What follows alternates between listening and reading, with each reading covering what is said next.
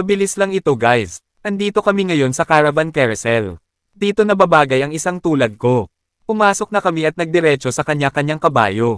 Ang Caravan Carousel ay isang tunay na carousel ride na matatagpuan sa Arabian Coast sa Tokyo Disneysea, na may mga character at symphonic na musika mula sa Aladdin. Ang merry-go-round na ito ay nasa 2 palapag na gusali. Bilang karagdagan sa mga kabayong karaniwang ginagamit sa isang merry-go-round, maaari kang sumakay ng iba't ibang mga hayop sa Arabia tulad ng mga kamelyo, elepante at griffins. Kasama rin ang magic carpet at genie. Ang Caravan Carousel ay ang pangalawang carousel na makikita mo sa Tokyo Disney Resort, ang isa pa ay ang Castle Carousel ng Tokyo Disneyland Park.